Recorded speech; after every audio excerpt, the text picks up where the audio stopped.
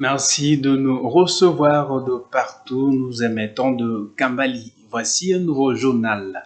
Triste nouvelle avec cette attaque ce mercredi 1er septembre de convoi de passagers escortés par l'armée des casques bleus de la MONUSCO sur l'axe routier Luna Komanda.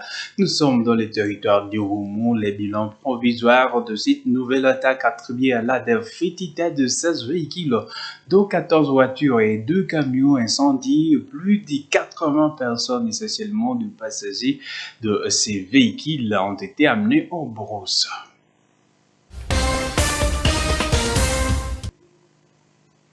Je vous le disais, de présumés ADF ont ciblé convoi de véhicules sur la RN4 ce mercredi 1er septembre 2020, d'ailleurs entre Luna et Komanda.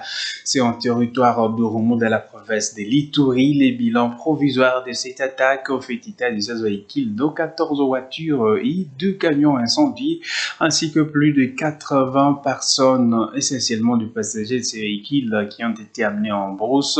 C'est des témoignages de Christian Mouniandero, il est coordinateur de l'ONG Convention pour le respect des droits de l'homme, CRDH, cité par Actualité.cd. Notre source confirme que ce véhicule a été en convoi escorté par l'armée, une mesure instaurée, vous le savez, il y a peu par les FARDC en vue d'éviter des attaques armées des ADF contre les usagers de la RN4. Cette nouvelle violence intervient alors que les autorités rapportent une amélioration de la situation sécuritaire de la région, fruit d'après elles de l'état de siège en vigueur au Nord Kivu et en Ituri depuis mai dernier, et plusieurs attaques ont visé précédemment des véhicules sur le même tronçon. Et dans le même chapitre, le résultat de l'état du siège sont différemment appréciés entre les autorités et la population. Pour les dirigeants, l'état du siège produit des résultats positifs.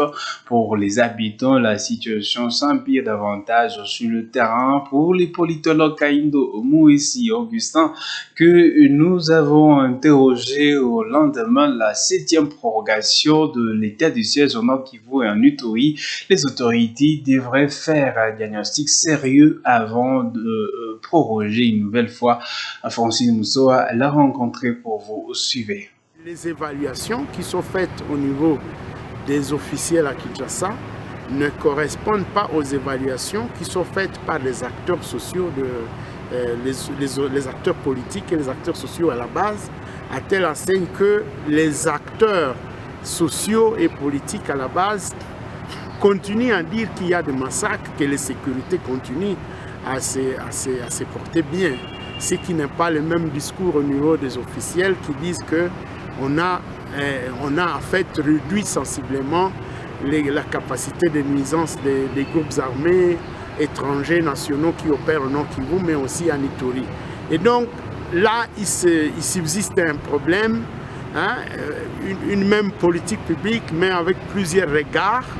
Et cela a des conséquences sur même l'appui que la population ou les acteurs sociaux apportent à l'état de siège, parce que au fur et à mesure que l'état de siège est prolongé, j'ai plutôt l'impression qu'il suscite beaucoup d'inquiétude et même une certaine déception de la part de la population qui voit parfois des massacres continuer à pleine période d'état de siège. Je suppose qu'on fasse réellement une véritable évaluation, qu'on ne se contente pas des évaluations qui sentent l'autosatisfaction des autorités, qui font des missions dans la région et qui se contentent de dire que tout est mis en œuvre pour éradiquer l'insécurité. Mais je crois qu'il faut un croisement aussi, il faut écouter aussi les acteurs sociaux, les acteurs politiques du terrain, pour pouvoir, il faut écouter les populations qui vivent au quotidien les massacres. Peut-être que ces acteurs, cette population a quelque chose aussi à dire à l'autorité qui est chargée de la mise en œuvre de l'état de siège, et que, n'est-ce pas, le fait de prendre en compte ce qui viendrait du terrain pourrait peut-être changer la lecture des autorités nationales et leur permettre de prendre les décisions adéquates pour que finalement ce qui est considéré comme situation anormale ne devienne finalement normale, parce qu'on a la facilité de reproduire, de toucher par où il faut reconduire l'état de siège, et c'est vite fait, alors que la question de la sécurité et de la pacification ne sont pas encore jusque-là résolues. Et en santé, il y a une vie, ça j'espère que vous savez, même après avoir contracté la maladie au coronavirus, le père Jean-Marie Ouaïvouta, un guéri de la COVID-19, a été témoignage vivant. Il a fait plus de 10 jours sous oxygène.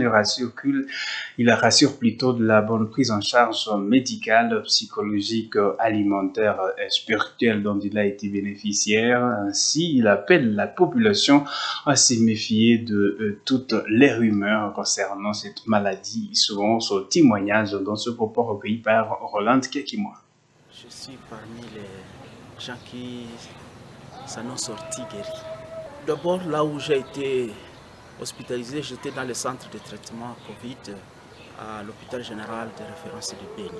La prise en charge, ce que moi j'ai personnellement observé, c'était de bonne qualité.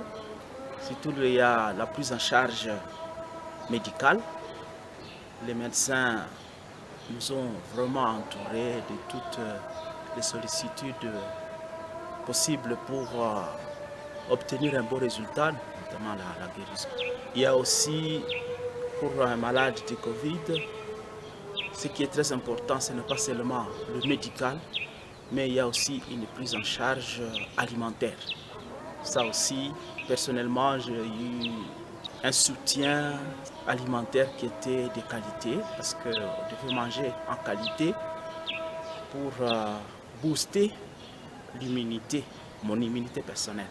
Ensuite, pour moi personnellement, j'avais un grand soutien, on peut l'appeler aussi une prise en charge spirituelle, qui a été aussi de qualité. J'ai été soutenu. Et en quatrième lieu, la prise en charge psychologique.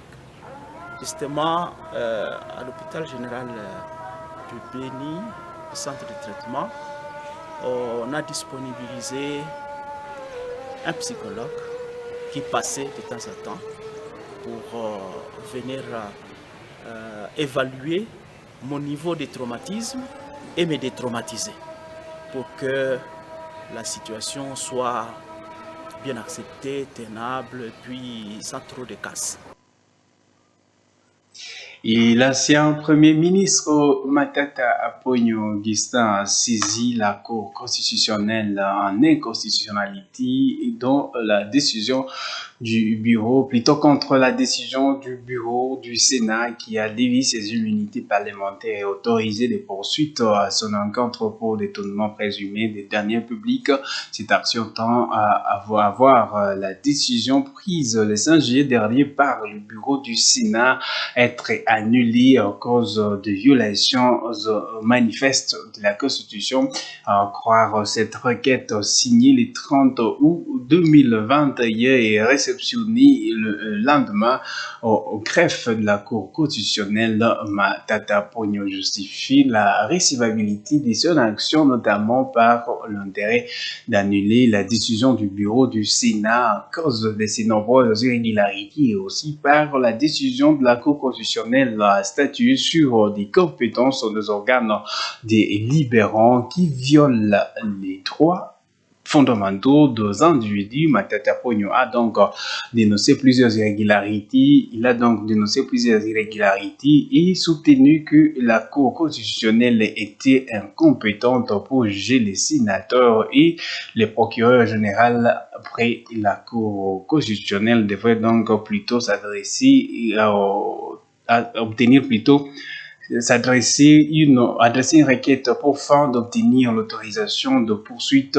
et non réquisitoire, mais aussi que la demande de poursuite devrait être adressée aux deux chambres du Parlement réunies en congrès et non au bureau du Sénat. Et autre, cette requête survient, vous le savez, alors que les procureurs généraux près la Cour constitutionnelle a envoyé au président de cette juridiction une requête en fin d'obtenir obtenir la fixation de dossier du sénateur Matata Pogno pour que ces derniers soient jugés en audience publique.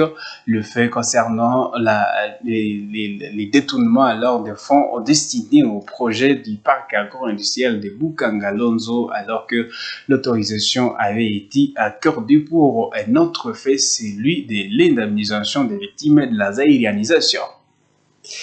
Sport, les léopards de la RDC vont affronter les Taifa Stars de la Tanzanie. C'est jeudi 2 septembre à Lubumbashi.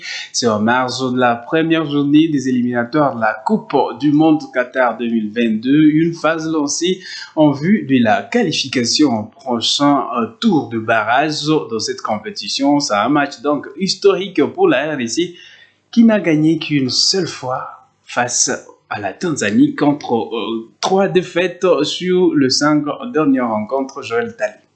Déjà à Lubumbashi depuis quelques jours pour les préparatifs, les léopards de la RDC pourront enfin se lancer dans la compétition ce jeudi 2 septembre.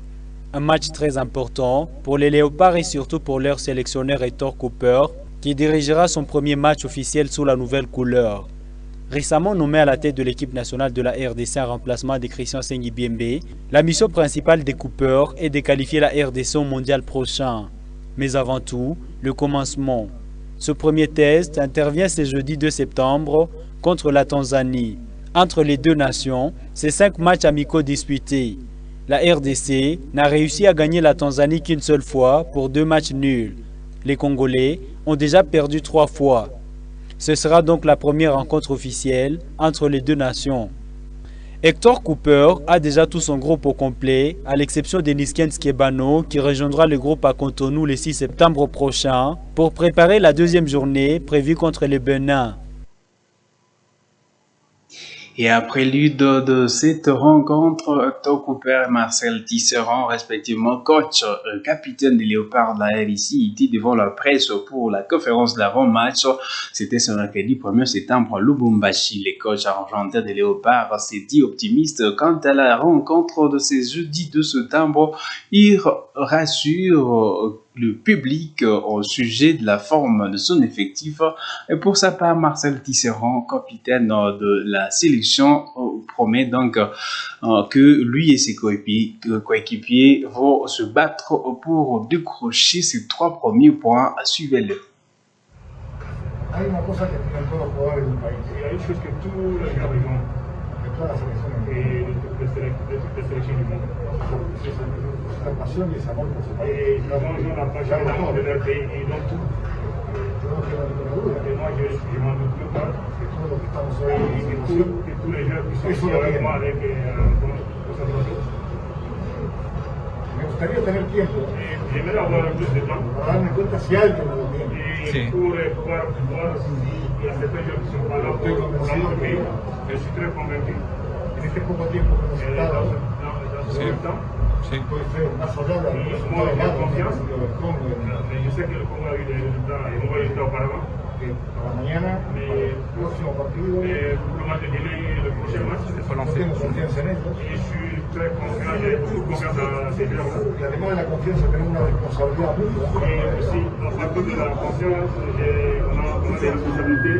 Nos merecemos ambos. Et yo respeto. Et les joueurs et moi, on a besoin de ce respect-là.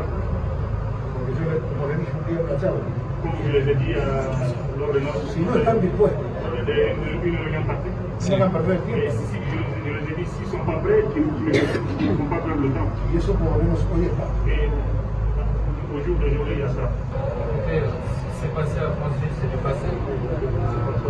On a déjà réagi par rapport à cet événement. Je pense que le sujet est clos désormais. Regardons vers l'avant, regardons vers le futur. Et le futur, c'est demain. Le futur, c'est la Tanzanie.